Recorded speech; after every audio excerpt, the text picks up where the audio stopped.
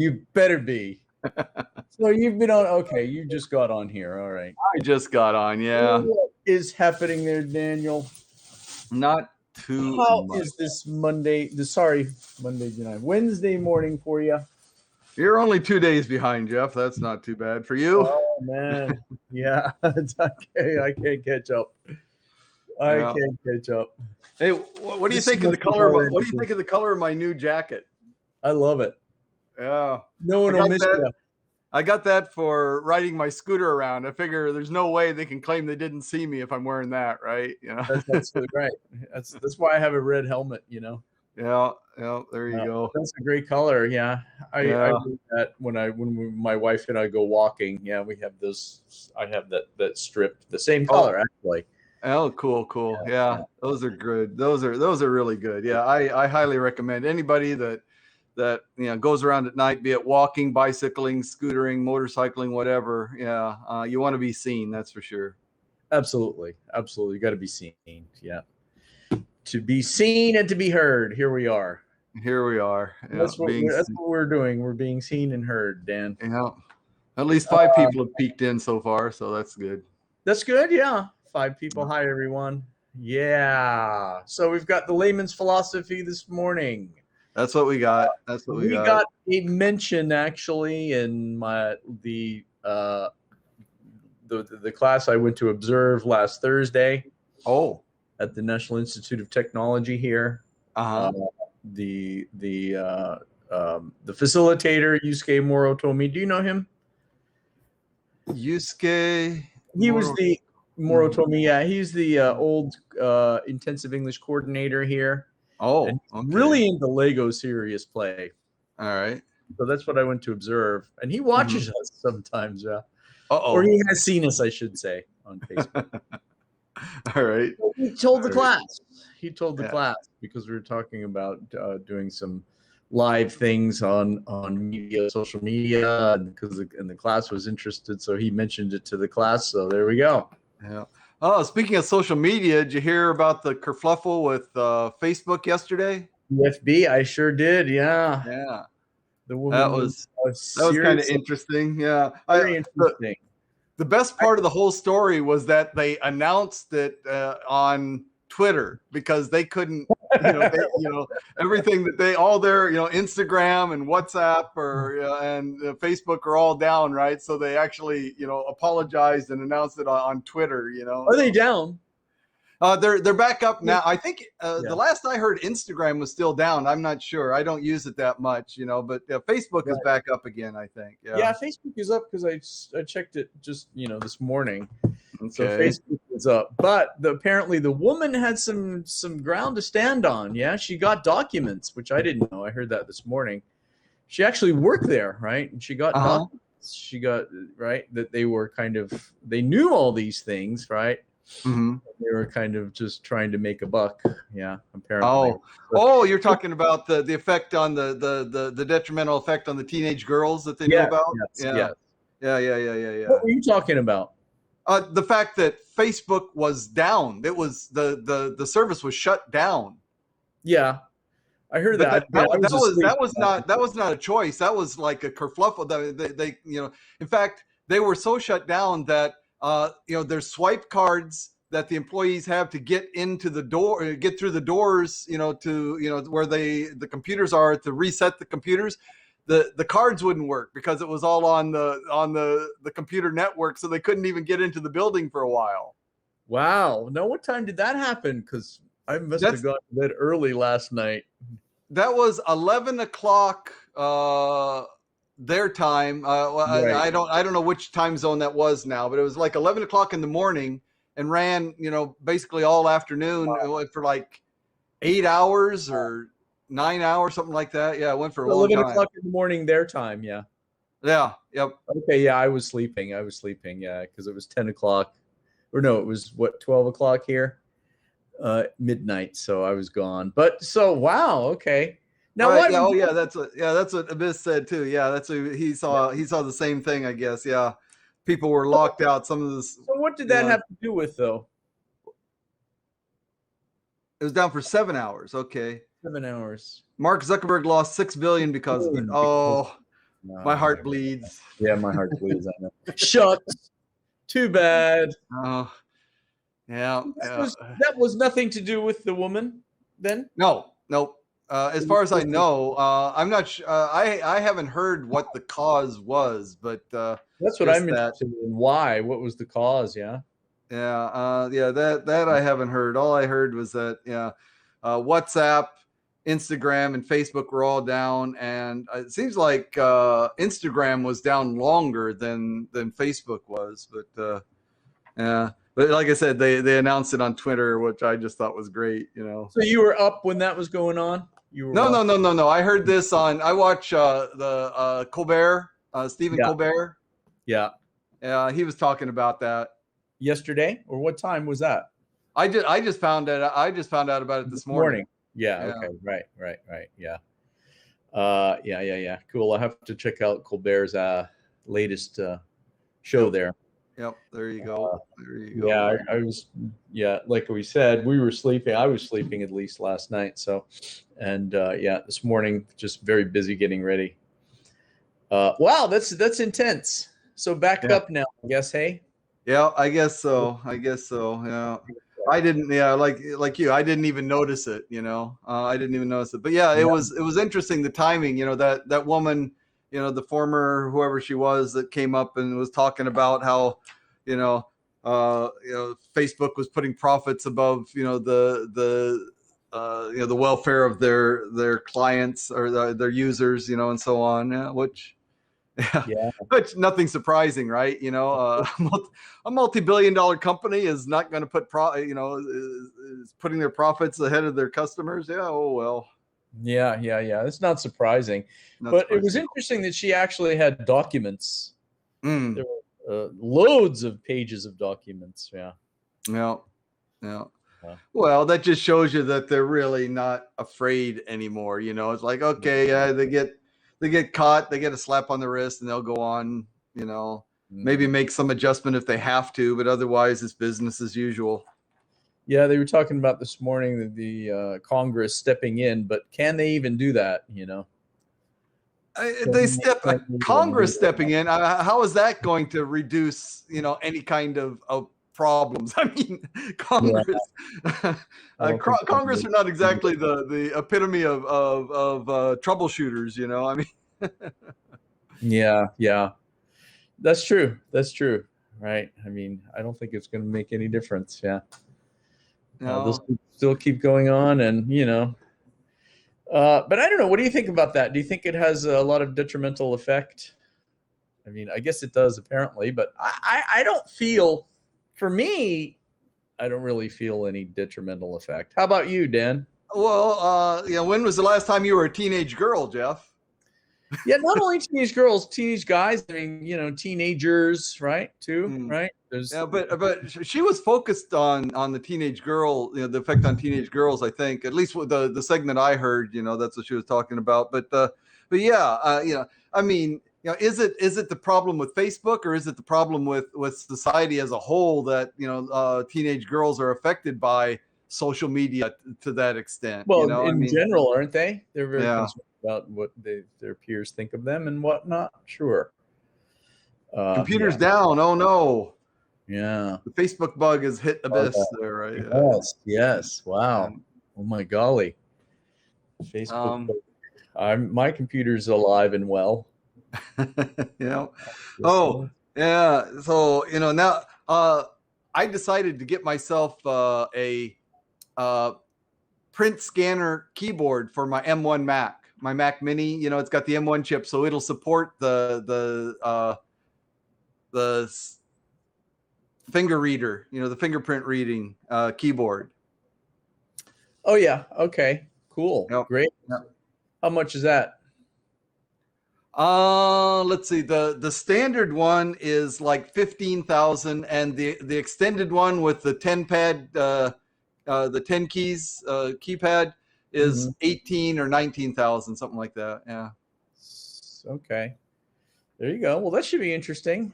Yeah. I mean, it's nice, because there's no face recognition, and so it's nice not to have to type in the password every time. If you go away from your computer for a while and it goes to sleep, just be able to touch it is really nice, Yeah, for sure. Yeah. That's what I mean, our iPhones now do the face recognition, but I actually love my I've got the iPad Air 4 that has the fingerprint recognition on the power button. I just love that. My MacBook Pro has that. My MacBook Air has that too. Yeah. Yeah, the MacBooks have done that for a while, but The I Mac really Mini, like. Mac Mini is good if you can get that keyboard. Yeah, I just have a Yeah. regular keyboard, regular Yeah. Mac keyboard, Magic keyboard. Yeah, that's It what I'm doesn't using now. Yeah. I've actually got the extended one. Oh, okay. It has the numerical keypad on there. Yep. Yeah, I kind of like that when I'm doing grades and so on. Entering all the numbers and so on. That works pretty good. So. Absolutely, it's very useful. I used to love that when I had the bar doing the numbers for the bar, of course, right? Just and grades. Yeah, sure. It's very, very, very good for that. I actually got the extended keyboard is actually the US version. Okay.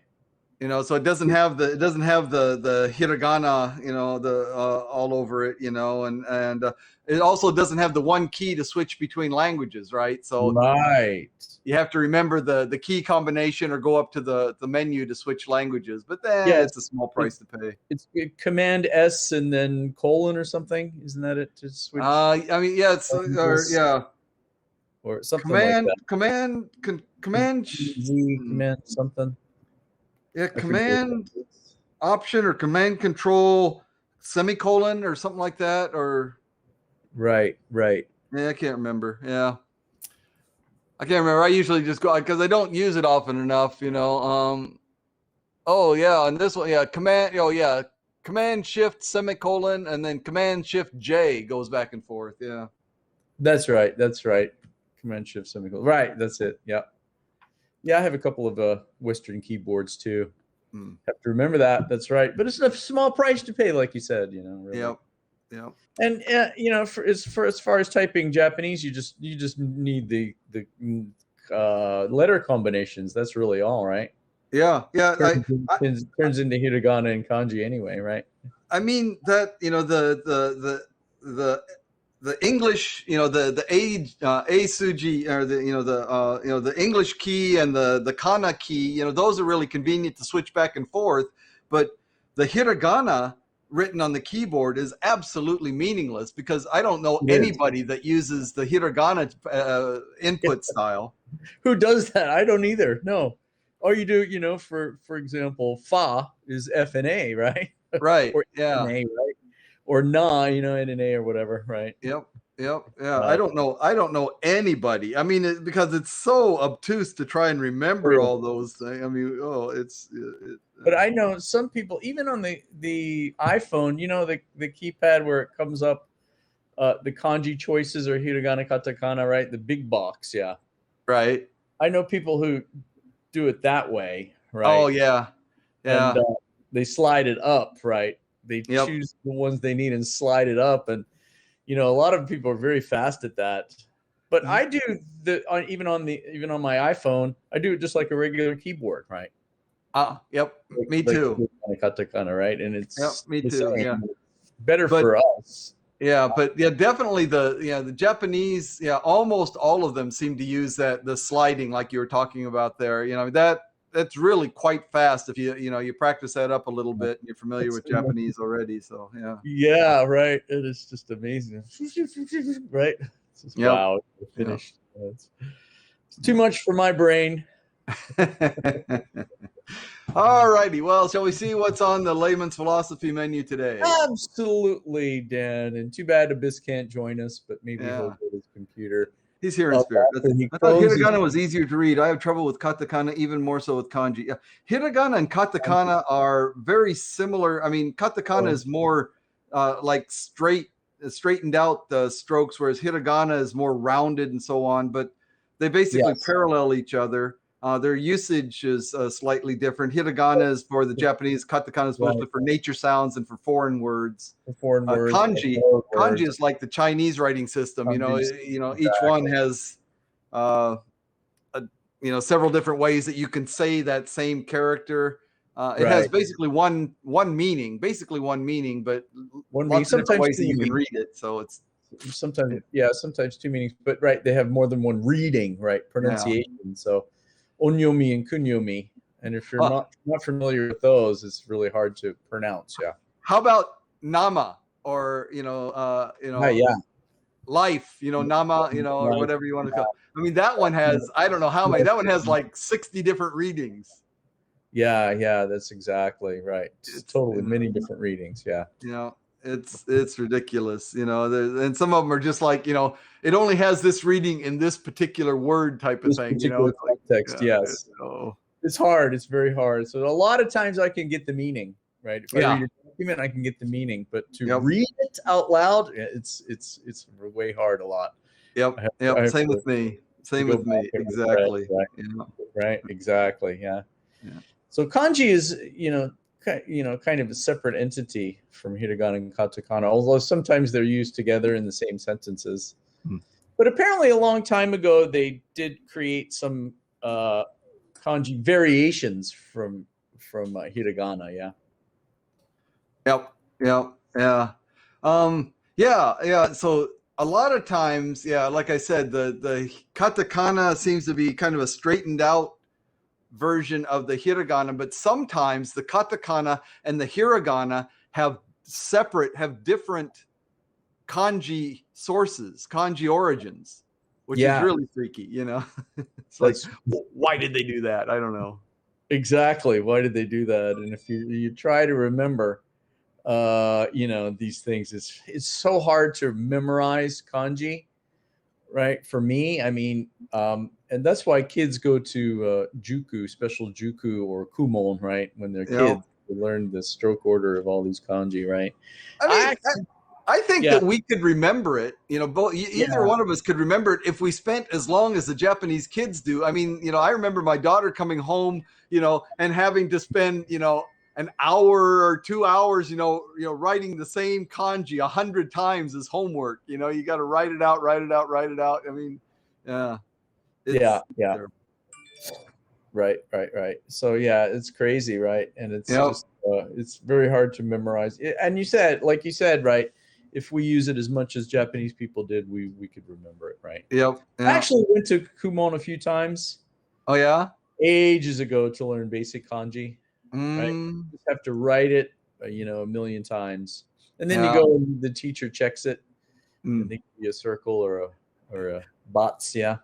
I've studied Japanese twice. The first time it was a summer course, a non-intensive, just a kind of a blow-off Japanese language course between my first and second year of graduate school. I didn't have anything to do that summer, and I thought, it might be useful to learn some Japanese. And I barely learned anything, aisatsu, and I did learn the hiragana and katakana.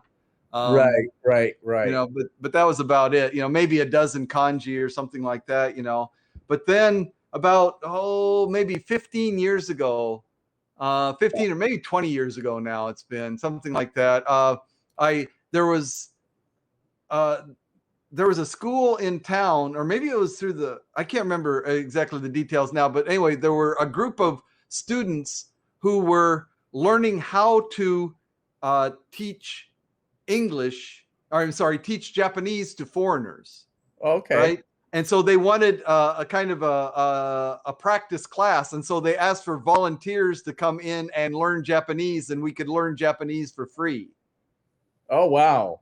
Yeah. That's great. Well, it was great, except that all the other students, I think, except maybe there was one other student besides me that wasn't Chinese. They were almost all Chinese, so they could all read the kanji. All they had to do was learn how to pronounce it in Japanese, right? And me, I'm there like, what? I have no idea what the kanji is.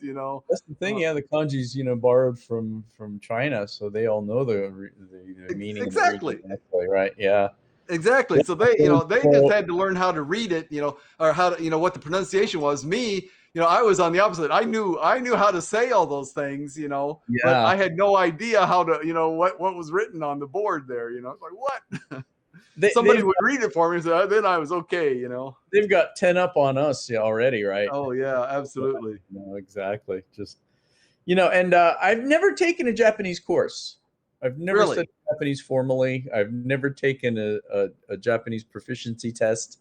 Mm-hmm. Yeah, never. Have you? Have you? Well, like I said, I took and I've never taken it really seriously, but like I said, summer school class, it was like 12 classes or something like that, over the summer. Yeah. Wow. And then that freebie class that I didn't learn that much because it was the target audience was different than me. Right. But that's the only time that I've actually studied. I did take a Japanese language proficiency test of some type. It wasn't the famous one. It was a kind of an alternative. And really, yeah, and they had like 5 levels, and I wasn't confident at all. Again, this was about the same time. This is like 20 years ago. I took it, and I easily passed the level 4. Right. But yeah, so level 5 just sounded too ridiculously easy. So I took the level 4 and passed that easily. 4. But right. So level 5 is the basic one. Right. Yeah. Very, very. Yeah. Level 5. If you can walk in and say konnichiwa, you could probably get to level 5. I don't know. You probably have to read hiragana, katakana, and so on. But yeah, right. Even level 4, I passed, like 95% or something like that. Oh, that's great. Okay. Yeah. And then you never took it after that? No, it's like it was much cheaper. But then again, it was then the regular one, the JLPT or whatever it is. JLPT, isn't it? JLPT, yes. Yeah. But it wasn't as readily recognized by different places, and I just wasn't invested enough to actually take the regular JLPT. So I just gave it up. I should have, although I don't know what it would have done for me, but I guess it would have been nice to put on my resume. Yeah, I guess I was just going to say, sometimes it is nice to put on your resume. Although, yeah, no one has ever asked me, right, what my JLPT level is. Never. Right. Yeah. I think maybe it is nice to put on your resume, or nice to say that, but I don't think it really means much either. So you never took a test either? No, never. Yeah. I thought I would at one point, and I studied for it and whatnot, and I never did. Yeah. I'm thinking that maybe actually I might, actually take it. I mean, it's too late now to have much meaning here, but I thought if I go to the Philippines and I can say, hey, I passed the Japanese language proficiency test at level 2 or whatever, it might impress somebody or get me a few more students, or allow me to charge a little more for my lessons or whatever, if I want to do that. Wow. Yeah, sure. Yeah, that would be cool though. You could do that, actually make some more income, Yeah. And okay. So anyway, going back to our philosophy, success. Yes. Success. Yeah, success. How should we measure success? Yeah. So first of all, we have to determine what is success, right? And then right. Is there an opposite of success?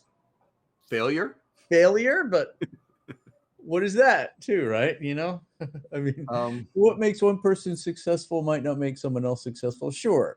Does having lots of money equal being successful? Does having a great health equal success? Yeah. I mean, for me, I'm not that concerned with the amount of money I have. I know for many people, especially in the West, that does determine one's success, hey? Or at least your own feeling about your own success. Yep. I think, too, largely, right? Yeah. For me, I don't know. I've never been a money chaser, right? I grew up, in a very nice situation. Perhaps that's why. You're too busy being a skirt chaser. Shh. Come on, Dan. Just in case any of your students are watching, Jeez, Dan. Sensei, what is skirt chaser? How you put things into the light of day, I swear, right? Yeah, I mean, so for me, being success is, you have your goals, and I think we've been over this before, but you have things you want to accomplish, and you're able to accomplish them. Mm. to your own satisfaction. For me, that's success, I think. Right. Yes. So again, yeah, we agree that it's completely a subjective thing, and yeah, for me, money has, I mean, the only part that money plays is simply the fact that I need, because of the way our society works, I need a certain amount of money to simply be able to survive. Really, I mean, I could go completely off grid and live in the wilderness, I suppose, but that just doesn't appeal to me, that lifestyle. So, Right. wanting to live, something like I am requires a certain amount of money, but how much money I have is not at all a measure of my own success. To me, it's more the feeling of satisfaction with my life. The level of satisfaction that I feel at any given time is probably the best measure of how I feel about of my success. I got you, and I'm totally in with you on that. I totally agree. Yes. Yeah, cool. Our own Yeah, life satisfaction is the most important thing, right? And as you said, it's absolutely. subjective. Yeah. Yeah. And yeah, having does having great health equal success? That is I a very think. good point. Yeah. Yeah. I mean, that's a good, addition to the question. I think, yeah, if you're in good health, to where you're not struggling and not in the hospital continually, that might be considered success, right? Yeah, but I kind of agree with that. But then again, I don't feel that people that you know uh, through genetics or whatever have poor health, that Mhm. they would necessarily be labeled as unsuccessful because of that, Yeah, right? right, So I mean, right. so I think like kind of like anything else, is subjective, and if you are satisfied with your health, then that's good enough. And if you have poor health and you're not satisfied with your health, well, still that doesn't mean that everyone needs to even factor in their health as part of their own measure of their own success, right? It could be something else. That's true. You're absolutely right. I mean, you can feel like you're successful, or you are successful maybe in Mm. other people's eyes, Mhm. right? And you may have, quite bad health, or you Mm. might be a smoker or what have you, right? In the old days, many people were, right? Mm. I think in like a while ago, I think there were many, many doctors and people who were smokers, right? Mm. And Yeah, so they've been there used to be successful. commercials that say, "Yeah, recommended by 4 out of 5 doctors." Smoke. That's right. Yeah. Yeah, right, right, exactly. Yeah. I Yeah. think commercials like that were banned in the early 70s, weren't they? I Yeah. mean, doctors stopped promoting, tobacco smoking. I think even earlier than that, maybe in the 50s or 60s or something. But yeah, tobacco ads on television. I remember when I was very young, the Marlboro Man. He smoked Yeah. Marlboros and rode a horse. Cowboy. Smoking Marlboros. And so on. Yeah, sure, sure. Yeah. But so television advertising was banned quite a while ago in the 70s, I think, or maybe in the 70s, I think.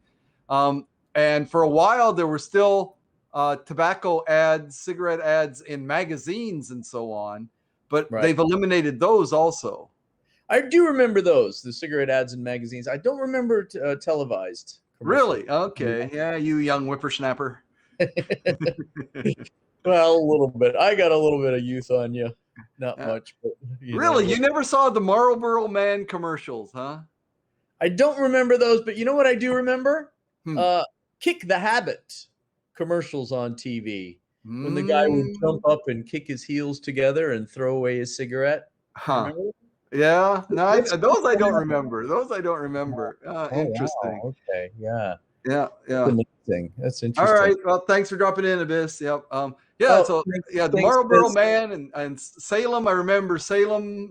Cigarettes and Cools. I mean, I remember all these. Lucky Strikes. I remember all these cigarette commercials. Yeah.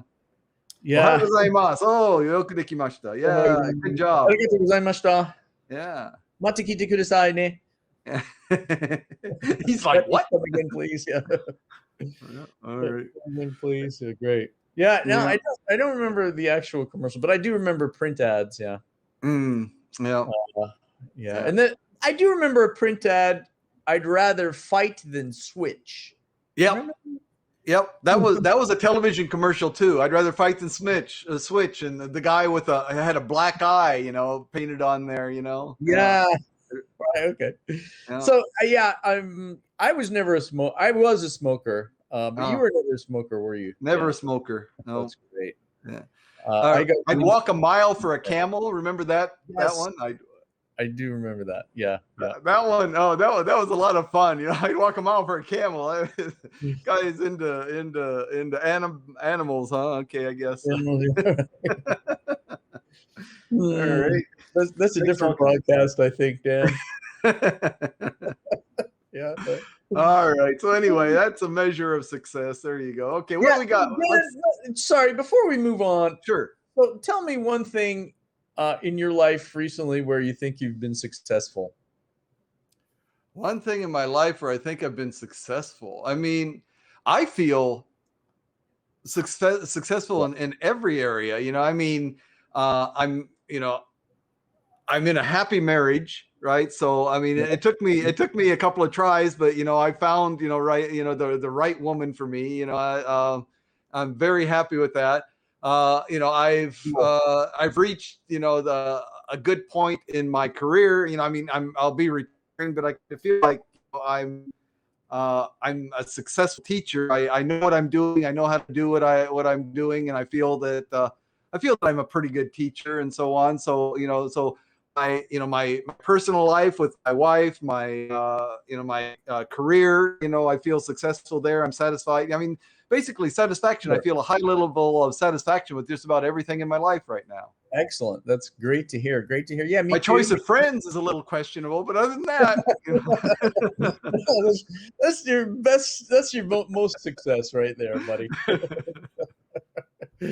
Yeah. No. Me too. I'm the same way. I mean, I have these little goals I like to get a little academic paper published, right? Mm-hmm. That no one will probably ever read, right? And it means very little in the scheme of things. But I like these little things, right? So those are little successes. But and even taking out the scooter to Costco the other week. Yeah. You and I mean, that was a success because I hadn't ridden it in ages and I didn't know if it would start, right? And it's in pretty bad shape. And we made it back alive. We made it back alive. Right. Success right there, man. We didn't get clobbered on the highway there. Yeah. Right. And planting, some plants, right? That actually grow, right? Yeah. That you can actually use and eat. I have a few plants in my office here, right? Some coriander and some mini basil and whatnot, and I use them, and so that's for me. I feel that's a success. Yeah. Farmer Jeff, there we go. Farmer Jeff. Hey, let me tell you, Dan. No, I didn't mean to do that accent, but yeah, you've been growing some wildwood weed there too, maybe, huh? No. There you go. I knew that was going to come up.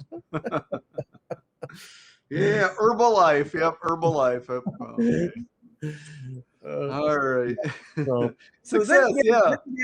What is? So I think also, right, you can have the certain amount of stress that kind of makes you kind of a little bit negative, and then you don't try these things, right? And then for me, that's non-success. Yeah. Like you've got little things or pressures that you need to get done and do things, and which I have from time to time, Yeah. And you kind of feel like, oh my gosh, what's next? And then, right. Yeah. So then, but once you get beyond those, and hey. Yeah, for example, my wife, my wife is an amazing cook, and she keeps the place really nice and everything, but her one weak point is when it comes to gardening, but house plants. She has killed more house plants than I can count. I think she kind of, over tends them, right? She, it's like she wants to water them every day or whatever, and she wants to fiddle with them every day. And I think they're just not good for that, but finally I found an iOS or an iPad app about caring for houseplants that it'll take a picture of the plant, and it'll it recognizes what kind of plant it is, and then it'll give you a watering schedule and a fertilizing schedule and so on. And now she's doing great. That's perfect, man. That's great. That's what you need sometimes. Yeah, sure. Yeah. Yeah, some plants don't take to that over fiddling. Yeah. That's right. I learned that the hard way too, Yeah. And it depends on the plant. I planted peanuts, actually, 10 peanut plants, in my yard here in downtown Kumamoto, right? And they're doing well, but I had to learn how to do it, I had to learn how to replant them into bigger spaces and whatnot. So yeah. Wow, cool. Let's see. Peanuts. I've never seen peanuts growing.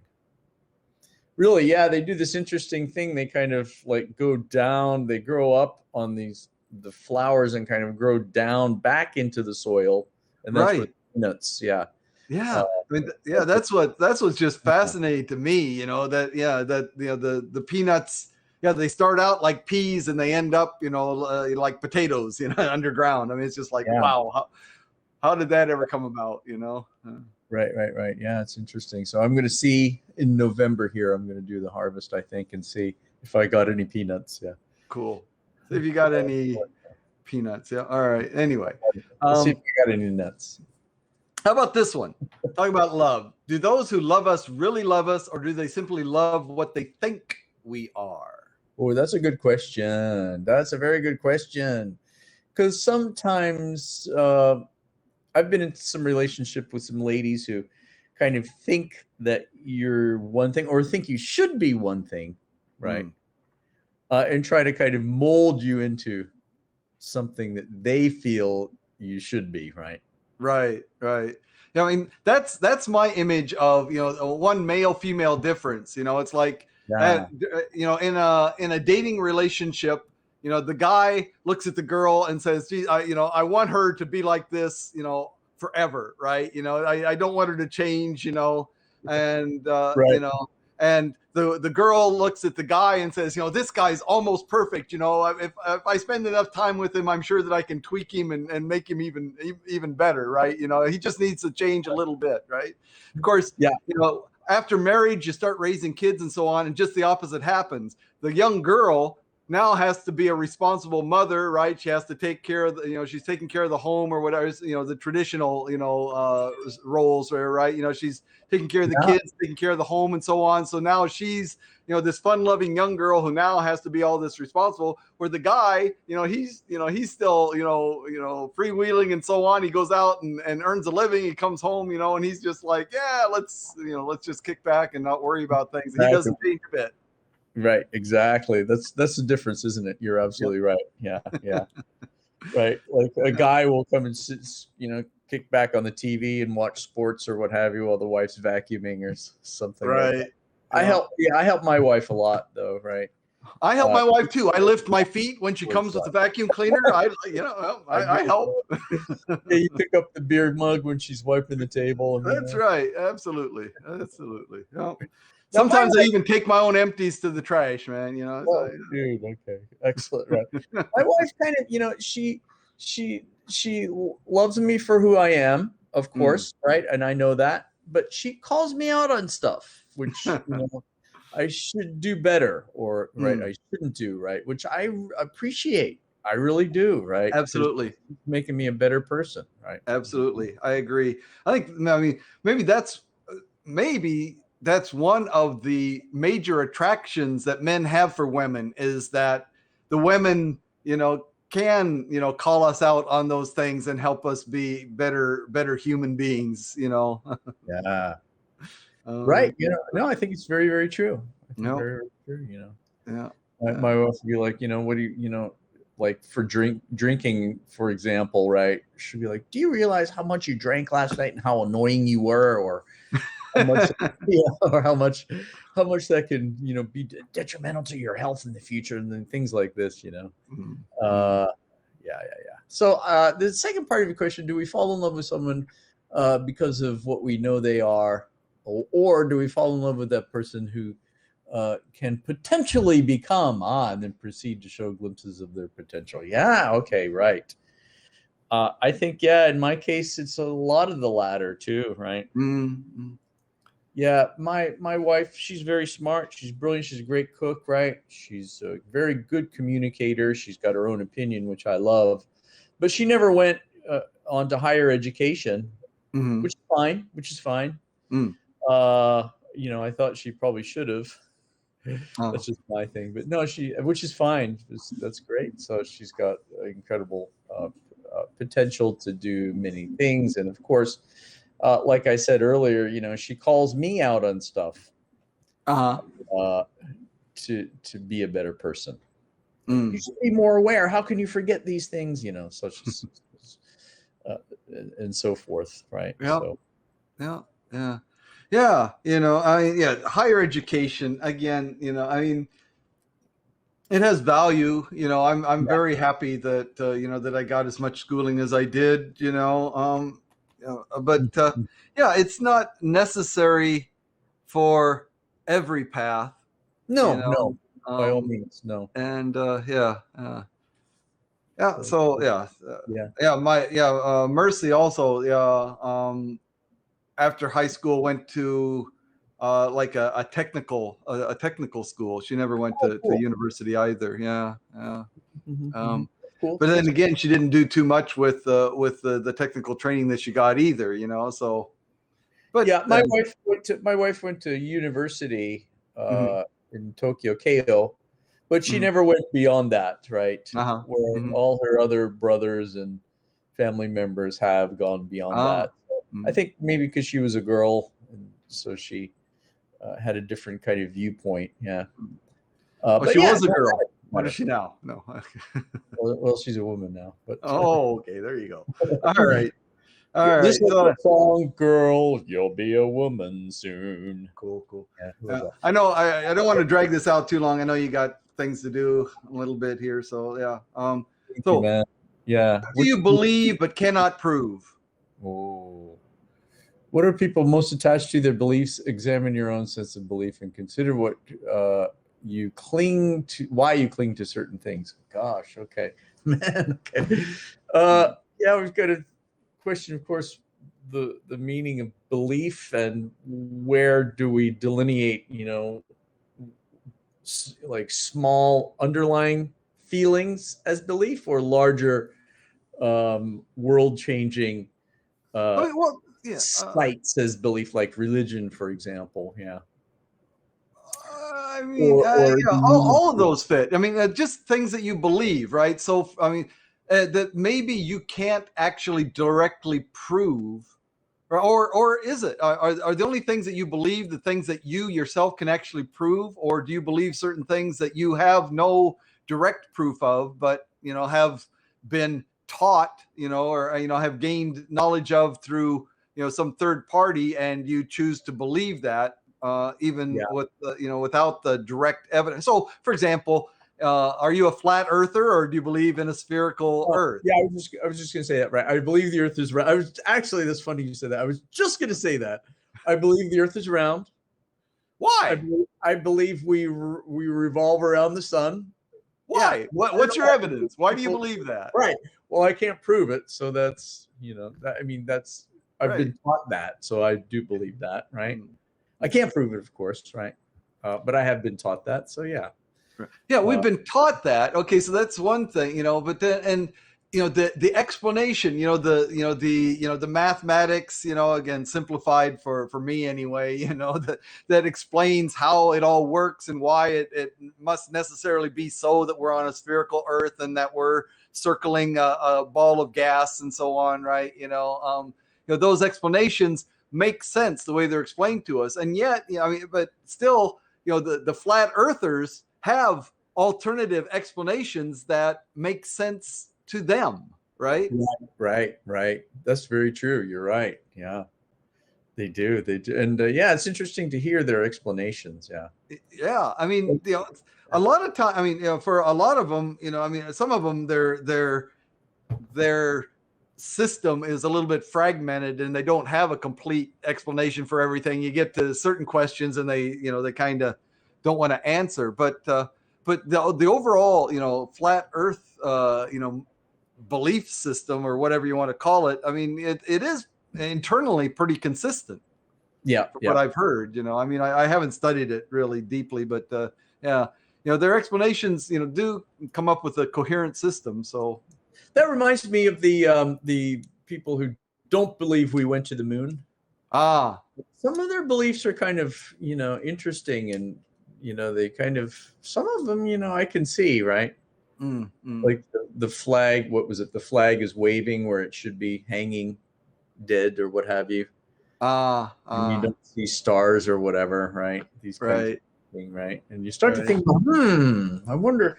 And again, we can't really prove that, can we? Right. That we never went to the things react like that on the moon unless you've been there, right? Well, let's see. I wonder if we could. I mean, if we had a sufficiently powerful microscope telescope and looked at it, could we actually see the leftover lunar module? The base of the lunar modules that were left there. Maybe we could. Yeah. It seems to me that would be pretty good evidence that we've been there. Right. And no one's ever done that, have they? Not that I recall, no. And it seems like we should. I mean, yeah. Just turn that. Of course, what are you going to do? I mean, you'd have to be able to do it yourself, and the huge majority of us just don't have access to a telescope that powerful, right? That's exactly right. Yes. And the telescopes that are that powerful have better things to do with their time than to point it at the moon and say, "Yeah, there's the lunar lander." Right. Yeah, we should do that, man. Get on that, will you? Come on. Man. Yeah. Okay. All right. So Dan, how about this? How about perceptions as belief? For example, like if you're in a situation and you perceive it to be like something's going drastically wrong, and you perceive like everyone, oh my God, everyone hates me. I did a terrible job. Oh my God, and you start to perceive it negatively, but actually it may not be negative. It may not be what you're thinking, right? Just your perception of it. Right. Does that count as belief? I think so. Yeah, that's a kind of belief. Yeah, you believe I think so. That would fit my definition of a belief. Sure. Yeah. You believe you're an idiot and everybody hates you and whatnot. And right. It's just your perception of the situation, right? Yeah. That's one of the things. So they were saying, some people, spend time, in the morning or whenever, in front of the mirror, shaving, make sure this isn't, that didn't get my sideburns even, or I can't get my hair, to lay you down right, something like that, right? And you go out, it's like you're embarrassed to go out, because I don't look right, but other people really generally, I mean, almost to the person, don't pay that much attention to you. I mean, maybe your wife does, or maybe our wives do, it's like, oh, you're going to go out like that or something like that, but I mean, most people, I mean, if you're a little bit off, your hairstyle's a little bit off that day, it barely even registers. That's not what they're looking at you for. Right. No, right on, man. Exactly. That's right. Yeah. That's right. Very true. Right. So, I believe that's true too. You can't jump to a belief because of a perception. Right. Yeah. So I think that's teenagers with their pimples on their face, right? I can't go out today. I've got a new pimple on my nose here. I can't go out. It'd be so embarrassing. It's like you go out and your friends don't even notice, or they don't care. None of them care. Yeah, right. A lot of people don't care. Right. That's right. Yeah. I was listening to a podcast the other day. What was it? Maybe was it This American Life, where this woman didn't really care what anyone thought, of her. She was living a happy-go-lucky life, right? And so she had nothing but positive perceptions, right? And she went to get this new job, right? And she says, and for this new job, they went to an auction, right? What was it, right? And so, she bid on something, but she got overbid, but she just wanted to look powerful, right? She says, okay, I'm this, hey, look at me. I can do this job. I'm a powerful person watch me bid on this thing, right? And she bid like $20,000, and the thing went up, hundreds of thousands of dollars. Right. So nothing bad happened, but she felt she looked like posh and whatnot. And then she did it again, right? I guess this time, the second time she was going for the job interview, and she didn't realize it was actually a charity. Oh. So they got up. It was kind of dealt like an auction, right? And they get up. Okay, who's going to make the first bid here? And she raised her hand at $25,000, and no one else raised their hand. And the auctioneer said, "Boom! Oh, thank you very much, ma'am. Right? you're donating $25,000. Yeah." Whoops. And she looked around at her table. And, oh my God! Right? I didn't mean to do that. Right? I wasn't bidding. I was just waving. I said, "Hey, how you doing?" I was just waving, right? Yeah, exactly. And everybody else was like wide-eyed and like, "Oh my God!" Right? You have that much money and what have you, right? Wow. And in the end, right, she had to go tell the people, right? And this was for some children's kind of charity, right? The children really needed the money, right? So she had to go tell the people, "Oh God, sorry, I made a huge mistake," right? I didn't actually mean to do that. Right? Yeah. So this is kind of a belief that led to a sort of a downfall, actually, right? Yeah. So then after that, she said she's not that outgoing anymore, right? That's probably a good thing. Yeah, probably a good thing. Probably a good thing in that case, right? So interesting how these kinds of perceptions can become reality, right? And her belief kind of, made her change her ways in a way, right? Thought that was interesting. So Dan, don't bid on something if you're not sure what it is. Right on. Don't want to do that. Don't want to do that at all. Yeah. But beliefs. Yeah. I mean, when we talk about beliefs, so I mean, I think our minds, or at least my mind, automatically steers toward the spiritual. Beliefs in things that we really are impossible to prove one way or another, and yet we come to some kind of conclusion about these things, right? Right. Totally. Yeah. One example that I kind of learned a while ago is believing in the universal consciousness, right? Or kind of universal energy. I do believe that. I believe that there's a universal kind of consciousness where we, or universal energy.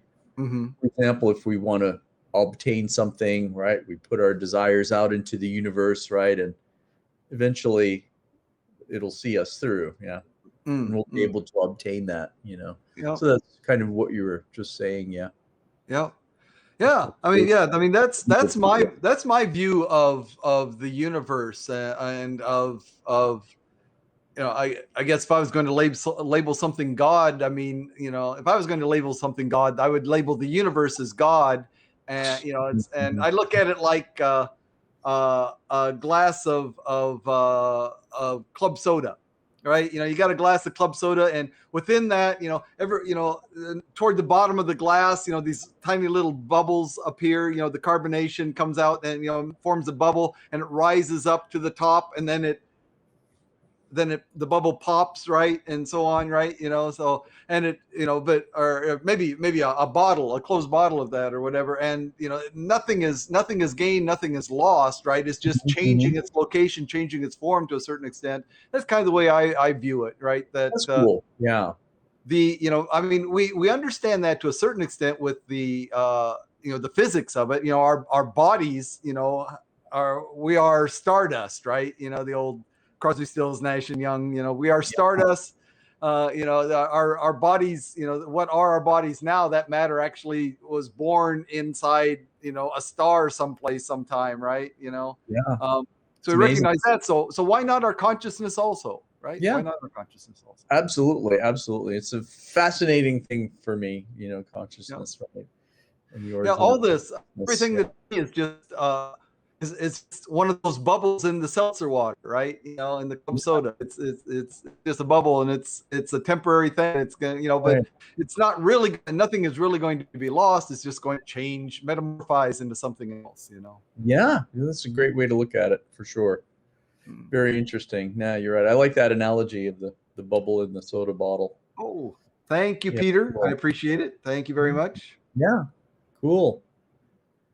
Yeah, you got a high award, Dan. Great, wonderful. I have to do more broadcasting on HAPS. Yeah, I haven't done my broadcast in a little while here, but Yeah. tomorrow, Dan. If Tomorrow, you're you're going to do it? All right. yes, let's do afternoon is possible, Yep. 4:30ish if you're around, if that's All right. okay.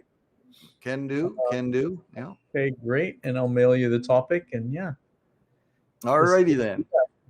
Yeah. Okay. So I guess we're getting close to your getting ready for work time, huh? Yes, indeed. I'm gonna have to go log on here in a couple minutes. Yeah. Alrighty. Because it starts at 10:30 actually. 10:30. Oh yeah. So yeah, we're getting close there. You got 6 minutes. Oh. 6 minutes. Yeah. All right. Yeah. I got my classes at your school online again, of course. You know. Third period was it? Fourth and fifth. Fourth and fifth. Okay, great. Yep. Yeah. Well, cool. Okay, yeah, great. I guess we'll be able to do in-person classes maybe from November, the end of October, November, right? Yeah, which I'm looking forward to. I am and I'm not. I mean, you know, to me, like I've told you this before, if I could have had the first month of classes in the classroom to make sure that everybody's got a smooth start, then I'd be fine with going online. I really kind of resent the fact that I need to start online and you know, getting people started totally from, you know, online is much more of a challenge than to have them, you know, face to face in the classroom. You know, once they're started, I'm fine with going online. So I may not go back to the classroom. I don't know. Never. Huh? I probably will, because I mean, I'm going to ask my students if they have, you know, if the period before or after is in the classroom, then they'll probably want to be in the classroom for my class also, which is fine with me. But yeah. At that point, I'm flexible. Sounds great, man. Yeah. All righty then. So we've talked about this, that, and the other thing. I guess it's time to wind things up. Thanks everyone for joining in. Thanks to Abyss and thanks to Peter. Yeah, and thanks to you, Jeff. Thank you very much. Yeah. All righty. Great. See you again on the next time. Yeah. All righty. Bye-bye. Tomorrow I'm